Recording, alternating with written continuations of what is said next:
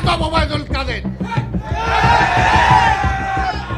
আজকে মিথ্যা কথা বলে, আজকে এটা ভণ্ড, আজকে এটা ভণ্ড, আজকে তার নেত্রী হলো ভণ্ড, নির্লজ্জ, বেহায়া, লাজ্জা শরম। বেনজির আহমেদ ডিএমপি কমিশনার হয়েছেন আওয়ামী লীগের সময়, র্যাবের প্রধান হয়েছেন আওয়ামী লীগের সময়, এবং পুলিশ প্রধানও হয়েছেন আওয়ামী লীগের সময়, এবং স্যাংশনও খেয়েছেন 2021 ডিসেম্বরে আওয়ামী লীগের সময়। অতএব বেনজির আহমেদের মতো লোকের আদ্যপান্ত যত গুনাহ আছে, কবিরা গুনাহ, সগীরা গুনাহ, ছোট পাপ, বড় পাপ, মানে যা আছে পুরো দায় হচ্ছে এই আওয়ামী লীগ সরকারের। বেনজির আহমেদ অতএব তার দায় নিতে চাইবে না কে? কারণ যেই সরকারটা আসলে বৈধ না।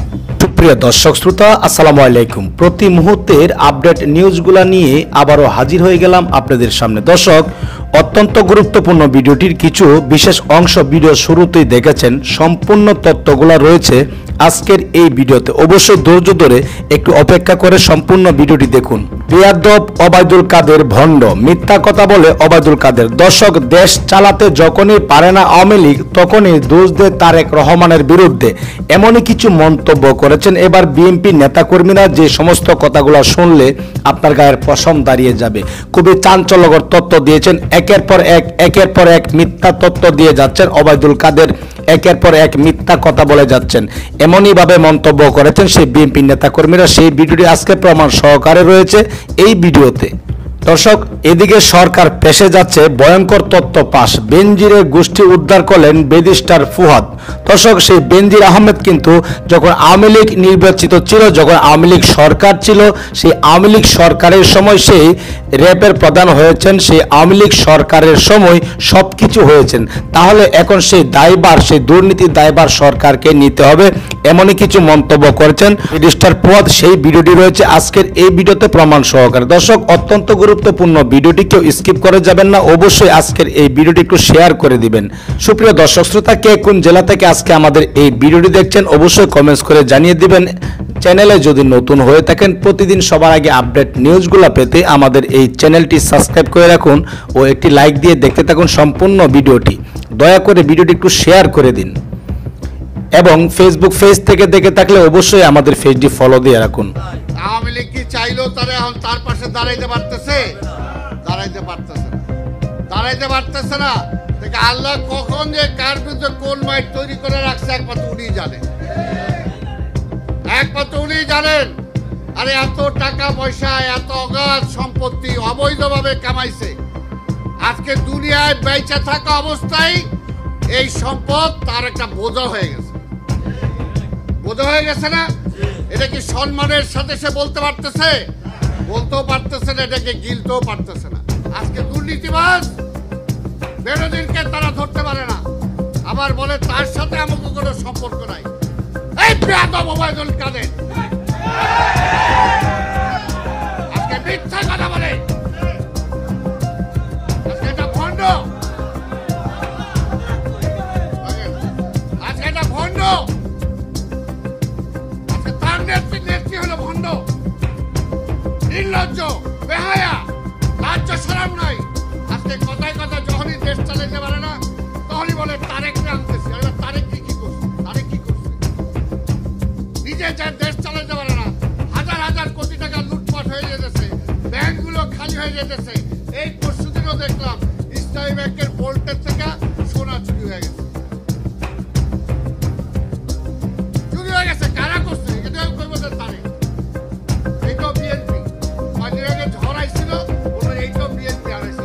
বেনজির আহমেদ ডিএমপি কমিশনার হয়েছেন আওয়ামী লীগের সময়, র্যাবের প্রধান হয়েছেন আওয়ামী লীগের সময়, এবং পুলিশ প্রধানও হয়েছেন আওয়ামী লীগের সময়, এবং স্যাংশনও খেয়েছেন 2021 ডিসেম্বরে আওয়ামী লীগের সময়।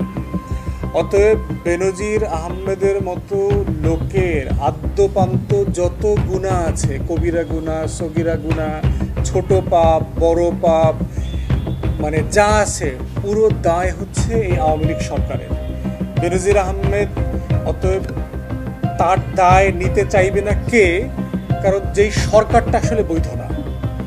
এটার এই মন্তব্যের মধ্য দিয়ে আওয়ামী লীগের মন্ত্রীরা বলার চেষ্টা করছেন যে আমাদের সময় যদিও সে এই আইজিপি ছিল অথবা র্যাবের প্রধান ছিল, স্যাংশন খেয়েছে, কিন্তু আমরা দায় নিব না কেন? কারণ আমরা তো জনগণের ভোটে নির্বাচিত না। এটা বলার মাধ্যমে যে মেসেজ সেটা হচ্ছে যে আমাদের তো জনগণের কাছেই কোনো দায় নাই। তো একটা অবৈধ অনির্বাচিত সরকারের যেহেতু জনগণের কাছে কোনো দায় থাকে না, তার অন্যায় অপকর্মের দায় তো সে নিতে চায় না, এটাই খুব স্বাভাবিক। কিন্তু ফ্যাক্টস অ্যান্ড ফিগার খুবই পরিষ্কার যে বেনজির আহমেদের টোটাল মেজর কেরিয়ার হচ্ছে টেনিওর হচ্ছে আওয়ামী লীগের টেনিওরে হয়েছে। অতএব তার লুটপাটের যদি দিনগুলো দেখেন, ফ্ল্যাট কোন সালে রেজিস্ট্রেশন হয়েছে সেটাও তো আসছে। গুলশানে 3টা ফ্ল্যাট একই দিনে রেজিস্ট্রেশন হয়েছে সেটা তো আসছে। সে এবং নাফিস শারাফি নাকি আরেকজন দেখলাম দুজনে মিলে যে ধরে এনে শেয়ার কিনে নিয়েছেন, এই ঘটনাগুলো কোন আমলে হয়েছে? এই আমলে হয়েছে। গাজীপুরের জমি বলেন আর গোপালগঞ্জের জমি বলেন, এই জমিগুলো কোন সময় কেনা হয়েছে? এই আওয়ামী লীগ সরকারের সময় কেনা হয়েছে। অতএব আওয়ামী লীগের মন্ত্রীরা আজকে যতই বলেন, এদের অবস্থা হয়েছে ফেরাউনদের মতো, গুনাগারদের মতো। যে ওই যে হাসরের ময়দানে যে অবস্থাটা হয়েছে, যে গুনাগারদেরকে যখন বলা হবে যে তুমি এই অন্যায় করছো কিনা, তখন ওই গুনাগারদের মতো হাসরের ময়দানে এরাও বলবে যে না আমরা তো এইসব পাপ করি নাই। কিন্তু তখন ফেরেশতারা আমল নামাটা পেশ করে দেবে, এই যে দেখো তোমরা কি ভালো কাজ করছো আর কি অন্যায় কাজ করছো। আওয়ামী লীগ সরকারের অবস্থাটা হয়েছে সে এখন হাসরের ময়দানে আছে। তার গুনার ফিরিস্তি শুধু মানুষের কাছে না, আসমানে ফেরেশতাদের কাছে খুব পরিষ্কার। এই গুনার ফিরিস্তি সে যতইবার অস্বীকার করতে চায়, ফেরেশতারা গণমাধ্যমের মাধ্যমে আমাদেরকে সবাইকে জাতিকে আবার জানায় দেয়, মনে করায় দেয়। অতএব কোন কাদের সাহেব আর কোন গুজব মন্ত্রী এটা স্বীকার করলেন বা না করলেন, জাতির কাছে এটা খুব পরিষ্কার যে বেনজির আহমেদের কুকর্মের শতভাগ না সহস্রভাগ দায় হচ্ছে আওয়ামী লীগ সরকারের, শেখ হাসিনা সরকারের। কিন্তু মাথায় রাখতে হবে যে একটা ফ্যাসিবাদী রাষ্ট্র, একটা ফ্যাসিবাদী সরকার, তার সরে যাবার যে গ্রামার আছে, ব্যাকরণ আছে, এটার নিজস্ব সময় আছে, মাধ্যম আছে। অতএব আমাদেরকে ধৈর্যের সাথে আন্দোলনের কৌশলকে পর্যালোচনা যেমন করতে হবে, নতুন করে কৌশল প্রণয়নও করতে হবে। দুটোর মধ্য দিয়ে আমরা আশাবাদী যে এই আন্দোলনটা আবার নতুনভাবে বেগবান হবে। এটা তো সাবজেক্টিভ ব্যাপার।